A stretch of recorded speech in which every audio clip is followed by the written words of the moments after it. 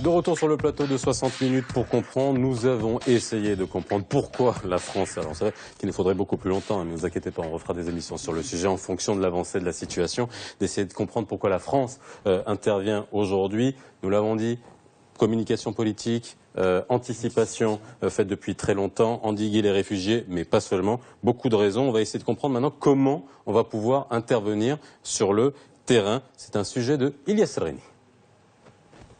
Aujourd'hui en Syrie, particulièrement virulente depuis le début des hostilités, les déclarations de la diplomatie française à l'encontre du régime de Bachar el-Assad ne laissent planer aucun doute quant à la position de l'Hexagone. Par le passé, la France avait déjà bombardé la Syrie, le Parlement de Damas plus particulièrement. C'était en 1945, au moment du mandat français en Syrie entre 1920 et 1946. Aujourd'hui, face à l'afflux massif des réfugiés sur le sol européen, la déclaration de François Hollande la précise encore plus. En ligne de mire, Daesh, responsable selon le président français de l'afflux des migrants en Europe. Le chef de l'exécutif justifie l'intervention militaire par l'importation du conflit sur le sol européen par l'intermédiaire des réfugiés. La France se retrouve donc avec deux ennemis déclarés dans la zone. Pourtant, affaiblir Daesh reviendrait à renforcer la position du régime syrien. Est-ce vraiment le but de cette opération ? Depuis les débuts des frappes aériennes menées par la coalition américaine en septembre 2014, le bilan reste très mitigé. La tactique militaire de la plus grande armée du monde peine à convaincre. Le conflit s'enlise. Face à l'échec des frappes aériennes de la coalition, pourquoi la France choisit-elle la même tactique? Une attaque aérienne ou terrestre? Quelle stratégie pourrait être la plus payante? Quels pourraient être les coûts humains et matériels des deux options? Sur le terrain, la situation est loin d'être claire. Entre les forces de Daesh, l'armée de libération de la Syrie, l'armée régulière syrienne, la coalition américaine et les multiples groupes armés, la guerre civile est un véritable casse-tête géopolitique. Grand perdant de ce conflit, le peuple syrien essuie depuis 2011 des tirs de toutes parts. La multiplication des frappes aériennes ne risque-t-elle pas d'accélérer la destruction de la Syrie? Alors, voilà. Les forces en présence, c'est ce qu'on va essayer de comprendre, de quelle manière la France pourra intervenir en Syrie, le cas échéant, si elle décide d'y aller, de manière à travers des frappes aériennes, pas à travers des frappes terrestres. Je vous avais posé la question juste avant la pause sur les pays arabes. On y reviendra en fin d'émission parce que j'ai des tweets et des questions Facebook qui sont dans ce sens-là. On accordera quelques minutes juste pour y répondre. Alors concrètement, alors vraiment, je vais essayer de faire appel à votre esprit de synthèse parce que c'est complexe. Les forces en présence en Syrie aujourd'hui auxquelles devra faire face la France. Quelles sont-elles clairement ? Clairement, la France vise d'abord Daesh. C'est donc la cible première pour la France, mais il ne faut pas oublier aussi donc qu'il y a d'autres groupes qui sont d'obédience islamiste et des groupes radicaux. Néanmoins, aujourd'hui, donc la France, bien sûr, on est dans une grande fragilité et déséquilibre à l'intérieur donc de cette Syrie qui malheureusement donc vacille dans une complexité énorme. Et la problématique aujourd'hui, c'est aussi donc tous ces mouvements qui se font et ces contrôles et absence de contrôle de certaines zones, ce qui va rendre ces opérations militaires qui ne peuvent être que des frappes aériennes, mais pas d'intervention terrestre, assez complexes. Aujourd'hui, je pense que la France va viser surtout des chefs militaires et des sites aussi qui sont sensibles. C'est vaste, hein, on a 80%, si on regarde la carte de la Syrie, on a 80% qui est investi par l'État islamique. Ça va être compliqué. Très compliqué. Oui, très compliqué. C'est vraiment un gros risque, une intervention militaire en Syrie. Parce qu'après l'accord sur le nucléaire iranien, l'Iran n'est plus le mal, comme on dit, l'axe du mal, la Corée du Nord, l'Iran et les autres, les talibans d'Afghanistan. Après cet accord avec l'Iran, la priorité a changé dans la région. Avant, la priorité, c'était la chute de Bachar. C'était aussi la thèse de l'Arabie saoudite, qui, pour elle, c'est la chute de Bachar et avoir une solution sans Bachar. Alors que les Russes, à maintes reprises, disaient que la solution doit passer par Bachar. Parce qu'il y avait l'exemple de la Libye. Après l'intervention militaire des Français et des Anglais en Libye, voilà la situation en Libye. C'est le chaos. Et vraiment, c'est la guerre civile et c'est les mouvements djihadistes, intégristes qui sont bien armés et on risque d'avoir 3 fédérations en Libye, sinon 2. Je pense que actuellement, la priorité pour la France, pour les Russes aussi, pour les États-Unis, c'est Daesh. Daesh aussi pour dire que Bachar peut être aussi un facteur de solution politique dans l'avenir. Donc là, ça a changé. Ça, un changement de priorité, un changement changé. de position, et je pense que c'est ma lecture de la position française. Ce n'est pas aussi clairement dit par les autorités françaises dans le discours, parce qu'ils sont gênés aux entournures. Pendant longtemps, ils ont ciblé le pouvoir de Bachar al-Assad en ciblant personnellement Assad. Puis après, il y a eu des sorties en disant qu'il fallait recommencer à discuter. La première interview de politique internationale de Laurent Fabius au Monde en juin 2012, il dit très clairement Bachar al-Assad ne mérite pas d'être sur Terre. C'est sa première sortie. Oui. Et je pense qu'une partie du trouble dans la politique syrienne de la France tient à la personnalisation des enjeux. On a tellement insisté sur le fait que Bachar al-Assad devait partir qu'à un moment, on a fixé les premières lignes rouges, les deuxièmes lignes rouges, les troisièmes lignes rouges, et rien n'arrivait, et il fallait en sortir. Pour moi, François Hollande, avec ses annonces de cette semaine, se sort du piège qu'il s'est lui-même tendu en focalisant sur Bachar al-Assad. Parce que depuis, une menace a émergé, et c'est l'État islamique. Pour en venir aux cibles de l'éventuelle intervention militaire française, deux choses. Un, donc pendant un an, les Français ont participé aux frappes de la coalition, et ils ont participé à hauteur de 5% environ des frappes. Donc à peu près 200 frappes.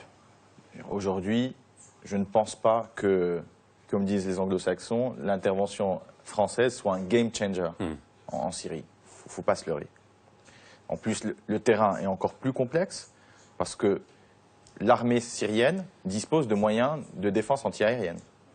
Il faudra négocier d'une manière ou d'une autre, je ne suis pas dans le secret des dieux, mais pour frapper des cibles en Syrie, il faut au moins un tacite accord. Il faut un tacite accord des Syriens. Est-ce qu'ils ont les relais sur Il faut place que des corridors soient permis. Je pense que les puissances internationales ne manquent pas de moyens pour rendre leur intervention efficace et permettra d'atteindre les cibles qui se sont fixées.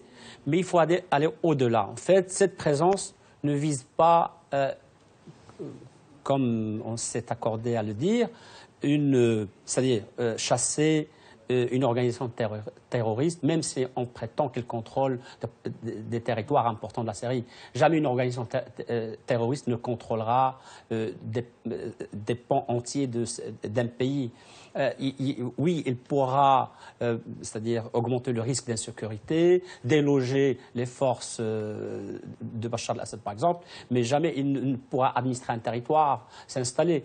Moi, je pense que la présence des puissances internationales se fait pour, dire qu'on est présent militairement à côté des forces de l'opposition et pouvoir, après, être présent dans les négociations politiques qui vont se faire et que chacun aura sa part d'influence sur la solution qui est en train de se dessiner.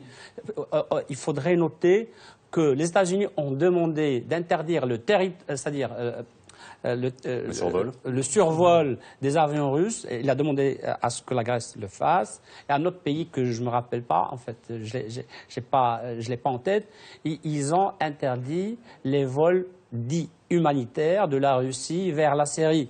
Mais ces vols, ce que rapportent les gens c'est-à-dire du renseignement, ils disent c'est des vols militaires, c'est une présence militaire que la Russie est en train de préparer. Mais alors, moi j'ai une question qui est tout à fait militaire, je ne sais pas si vous pouvez y répondre. Là, on dit on va éviter d'y aller d'un point de vue terrestre, c'est là où je vous ai coupé tout à l'heure.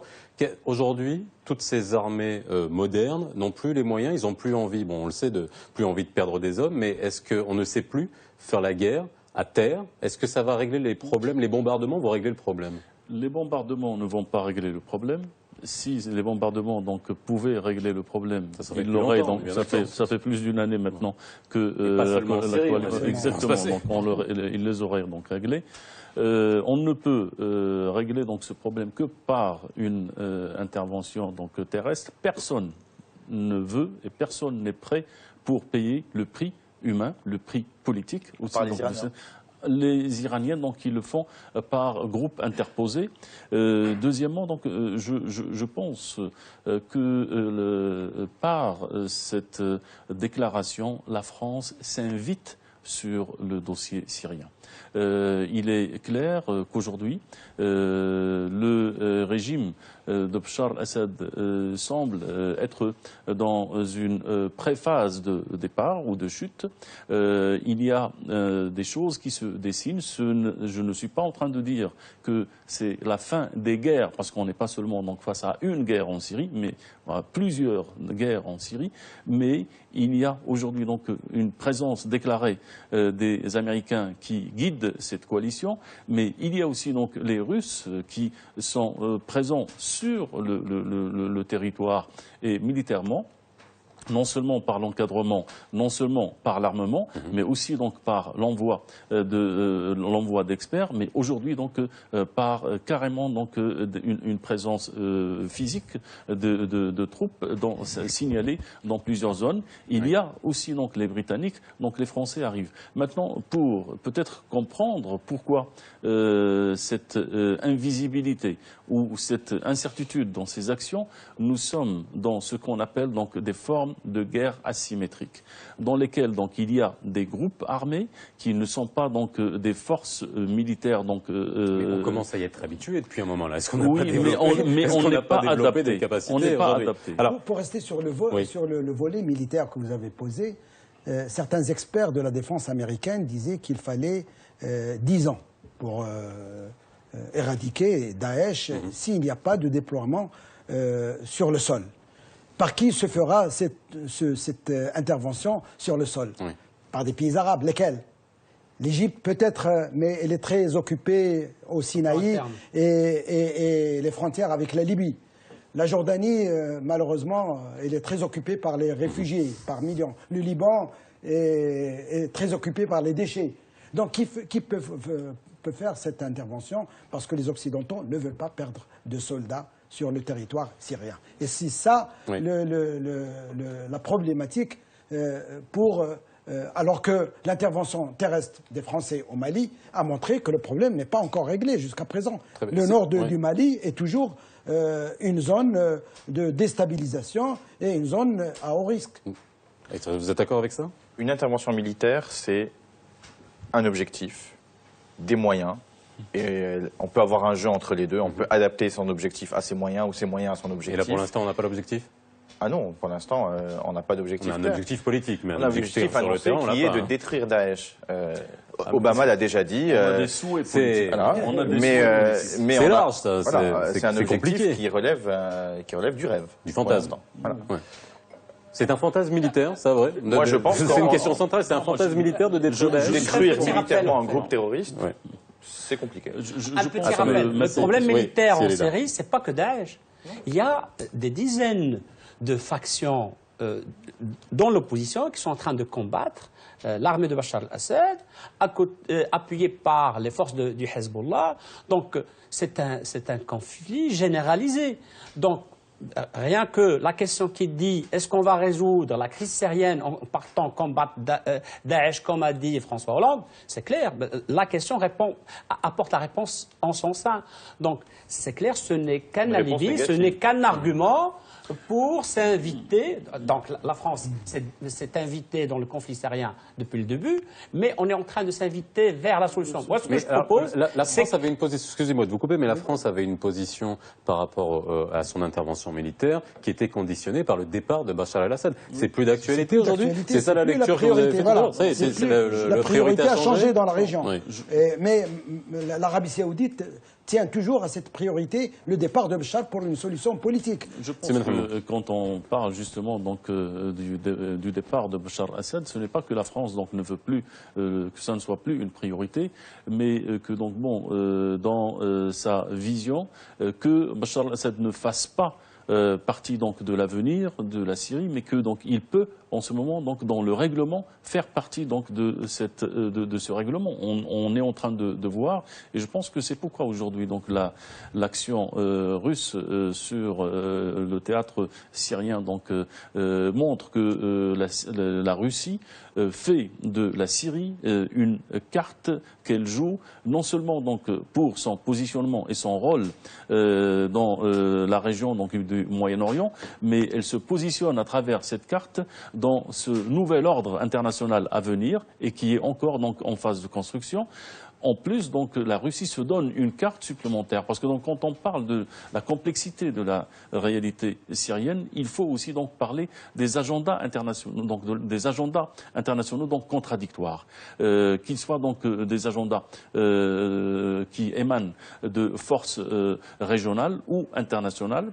Et là, moi, je pense que ce qui se passe aujourd'hui, c'est que les guerres en Syrie, nous sommes donc face à deux logiques, une logique interne syrienne, donc inter-syrien, et une logique internationale.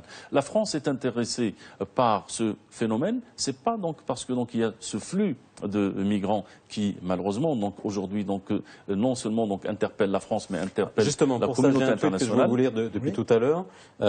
Selon des rapports indépendants, les Syriens fuient les barils d'explosifs du régime plus que les ténèbres de Daesh. Oui. Donc justement, est-ce que ça vient illustrer bon, c'est un tweet d'un auditeur. Vous abondez dans ce sens-là? Sur le plan international, les analystes et même le ministre des Affaires étrangères russe avait dit que finalement c'est Daesh qui fait fuir ces Syriens qui sont en train d'affluer vers l'Europe. C'est l'argument aussi de François Hollande. Oui. Donc c'est Daesh qui fait fuir ces Syriens. Je pense entre Daesh et le régime de Bachar al-Assad, pardon.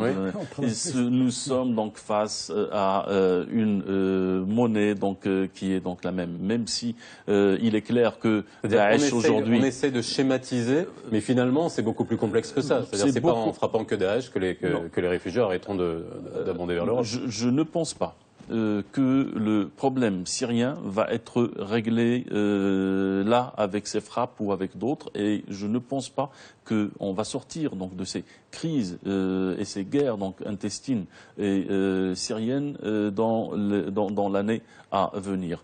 Nous sommes face à une réalité effectivement donc complexe, mais je pense, et c'est là donc les Occidentaux sont certes interpellés, intéressés par la question de la migration, qui aujourd'hui donc va changer complètement la configuration, donc j'allais dire donc même la nature donc humaine sur le vieux continent. Il y a un flux important de migrants. Il faut voir donc comment ces migrants vont être intégrés dans les sociétés européennes. Et je ne pense pas que ces migrants donc vont revenir en Syrie de sitôt.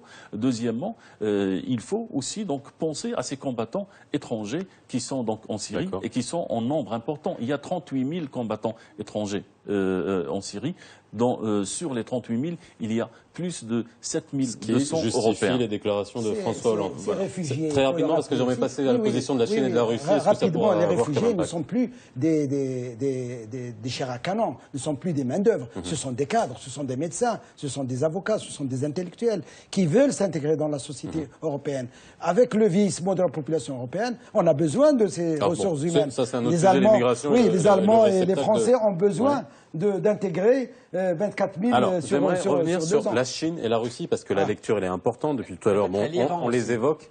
Oui, alors déjà Chine et Russie, parce qu'ils sont quand même au Conseil de sécurité, ils mettent leur veto constamment. Est-ce qu'il risque d'y avoir une déflagration? Je veux dire, la France attaque. Est-ce qu'on peut... la Russie ne bougera pas, ne divise pas d'un iota. La Chine également, mais d'une manière un peu plus discrète. Est-ce que ça ne risque pas... Clairement, il y a un climat de guerre froide aujourd'hui entre les Occidentaux d'un côté, les Russes de l'autre. Les Chinois, c'est un peu plus compliqué. Mais il y a un climat de guerre froide. Le terrain en a été l'Ukraine et ça continue. Et aujourd'hui, il y a des signaux d'alerte. Aujourd'hui, les Allemands alertent leurs partenaires, alertent les Britanniques, les Français, les Américains sur le danger qu'il y a à se précipiter dans une guerre ouverte. Mais ça, François Hollande a pris ça en compte Syrie, avant de se lancer et comme ça. Ils font allusion à la Russie. Oui. Ils font allusion à la Russie. C'est ça le danger. Et les Allemands ont toujours été partie de leur histoire. Et ils ont joué ce rôle dans toutes les crises, la crise ukrainienne, la crise du gaz pendant les années 2000. Ils sont, par leur position géographique, très soucieux de maintenir une certaine paix entre, d'un côté, les Occidentaux et de l'autre côté, les Russes. Donc oui, il y a un jeu aujourd'hui qui est très complexe qui se joue en Syrie, mais il ne faut pas oublier que la Syrie est devenue un enjeu par la situation on va revenir propre. sur l'enjeu. Ce n'est pas juste une pièce dans l'échiquier. Moi, j'insiste en fait à dire que l'Iran est l'élément clé pour comprendre la crise syrienne. Si on ne voit que les acteurs classiques, effectivement, le problème c'est que l'Iran est tellement présente qu'on ne la voit pas. C'est vraiment un paradoxe. Les papiers peints. Justement. Oui. Le dossier syrien est très corrélé c'est-à-dire à la rivalité, à l'adversité, je dirais à l'animosité qui oppose les Occidentaux à l'Iran. Depuis 1979. Focalisons-nous sur le début, sur cette période donc, où les négociations sur le nucléaire avaient commencé. L'Iran et les États-Unis, qui pilotaient ces négociations, étaient obligés d'aller vers ces négociations parce qu'il y avait l'option militaire qui était vraiment pressante. Le fait d'affaiblir l'Iran en lui enlevant son allié syrien amenait l'Iran à envisager les négociations parce que l'option militaire devenait plus coûteuse pour elle et donc il fallait maximiser le risque militaire pour l'Iran pour obtenir les concessions qui ont été données par l'Iran sur le dossier nucléaire. Aujourd'hui, qu'on a réglé le problème nucléaire, puisque on vient d'entendre. Obama vient d'assurer. Le président Obama vient d'assurer 41 votes pour dans le Sénat pour ne pas bloquer l'accord nucléaire. Il ne sera pas obligé d'utiliser son veto. Comme ça, l'intérêt militaire stratégique de la Syrie diminue. C'est pour ça qu'on est en train d'anticiper la solution et le fait, je pense que la Turquie, parce que l'afflux de ces migrants n'est pas spontané, je pense qu'elle a été organisée. C'est un élément de pression supplémentaire pour amener, c'est-à-dire les acteurs principaux à accélérer la solution politique, qui était retardée depuis longtemps. Je voudrais quand même revenir à cet accord sur le nucléaire iranien, qui est très important dans la région, bien qu'il y avait des réserves de la part de la France, et aussi le refus d'Israël. On n'a pas parlé d'Israël dans la région, qui pour elle, elle est là. Si on ne touche pas à Israël, tant mieux pour les autres qui vont payer la facture de toute intervention, qu'elle soit étrangère, aérienne ou terrestre. L'impact de cet accord avec l'Iran a influencé sur le choix de cette priorité. Le fait de ne plus se focaliser sur le départ de Bachar, c'est quand même un point positif pour l'Iran, qui soutient Bachar avec Hezbollah. Donc le fait de dire que nous sommes dans une guerre contre Daesh, contre le terrorisme, qui est une priorité, aussi pour l'Iran, ça c'est réconfortant. C'est un message subliminal. C'est un message qui veut dire que pour nous, l'Iran, c'est un facteur de stabilisation dans la région et que Bachar pourrait être aussi un facteur d'une solution politique dans la région. J'ai une question Facebook qui résume un peu, mais de manière très claire, une question d'un auditeur qui dit « À qui profite tout ça ?» On parle des enjeux, à qui profite la situation en Syrie? Peut-être dire de poser cette question aussi. À l'industrie de l'armement. À l'industrie de l'armement, bien sûr. Je pense que la situation en Syrie aujourd'hui profite à Israël d'abord. Il est clair que tout le monde est touché et Israël donc aujourd'hui se retrouve face à des ennemis qu'elle a eu en face auparavant et qui aujourd'hui donc sont en train d'être effrités. Deuxièmement, donc c'est une situation aussi donc qui profite donc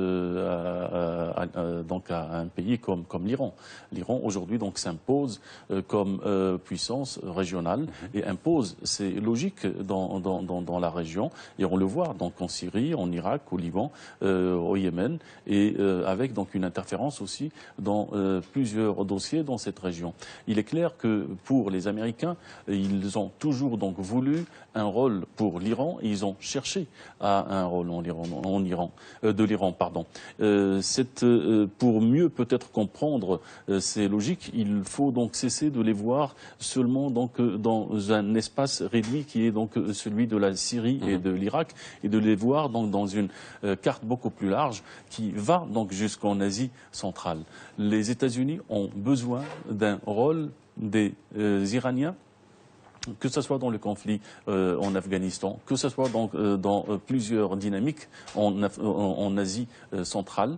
On est dans une perspective de 2030, 2025, 2030, dans lesquelles donc les Américains voient un scénario soit donc de coopération ou d'affrontement avec les Chinois. Et là donc c'est un dessin qui est beaucoup plus large. Les Russes aujourd'hui, s'ils tiennent donc à la carte syrienne, parce que donc elle leur permet à la fois donc de s'imposer comme acteurs, mais en même temps de régler des problèmes internes, notamment donc en Tchétchénie et dans d'autres zones de la Russie. Donc nous sommes. Oui, et la Chine alors, la Chine, parce que on voit que la Chine a envie d'éviter une hégémonie des États-Unis dans la région. Est-ce que c'est le but principal? Moi, je pense que le rôle de la Chine est différent de celui de la Russie. La Russie a une présence très importante dans le conflit du Moyen-Orient via la Russie.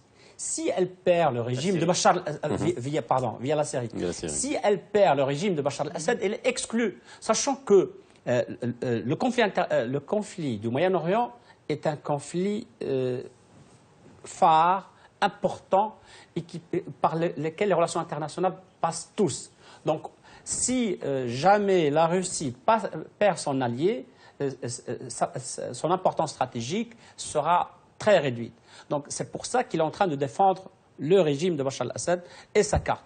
De l'autre côté, la Chine, elle est intéressée par sa position classique en tant que membre permanent du Conseil de sécurité.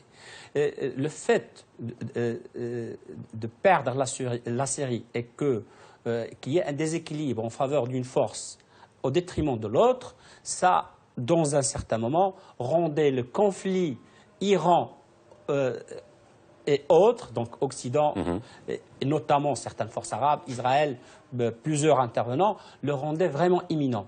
Donc c'est un conflit mondial qui pouvait éclater d'un jour à l'autre. La Chine donc intervient effectivement en tant que c'est-à-dire pour maintenir la paix, conformément à son rôle de membre permanent. Géopolitique, les États-Unis, depuis des années, se désengagent de cet espace du Moyen-Orient. Étant donné que la question palestinienne, qui est centrale, n'arrive pas, malheureusement, à avoir une issue politique, vu l'intransigeance de Netanyahou, bien que Obama a essayé de faire passer cette solution des deux États, et aussi l'adhésion de l'État palestinien. Alors on a bien compris votre position sur la Chine. Il nous reste quelques minutes. J'avais promis de parler parce qu'on a des réactions par rapport à ça. Qu'en est-il des pays arabes? Je vous avais posé la question tout à l'heure, j'avais promis qu'on la aborderait maintenant. Très divisé, des pays arabes? Très divisé. L'Arabie saoudite, bien sûr, elle a une position claire, c'est la chute de Bachar. Le Maroc a une position qui insiste sur la solution politique, sur l'humanitaire et sur, bien sûr, le dialogue entre tous les intervenants en Syrie. Les autres sont très occupés par des problèmes internes, alors que Qatar... Un petit peu provocateur, les pays arabes ne font pas partie de la solution, clairement. Enfin, il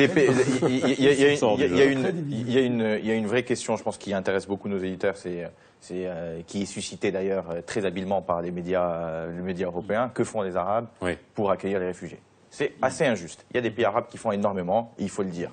Les Jordaniens accueillent 600 à 700 000 réfugiés. Le Liban, un quart de la population. Donc c'est un poids autrement plus lourd. Voilà, et autrement plus lourd que que le trouble que provoque l'arrivée de 24 000 réfugiés supplémentaires en France sur 2 ans, qui est quand même la 5e puissance économique mondiale. Donc à un moment, je pense qu'il faut avoir un peu de décence quand on fait la leçon aux autres. Après, les pays du Golfe ont des positions différentes. Alors je vais devoir vous couper, vous savez qu'on est en direct, je sais qu'il faudrait une autre émission pour ça, on vous réinvitera. Rapidement. Non, alors vraiment, on est en train de déborder, vous savez, on est en direct, je le rappelle, on est en direct, vous avez été nombreux à regarder en live streaming et vos réactions. Nous ne pouvons pas prendre toutes les réactions parce que c'est un sujet aussi complexe et aussi complet. Merci d'avoir été avec nous. On se retrouve demain, même heure, même endroit. Excellente soirée sur Média TV. À demain. Merci.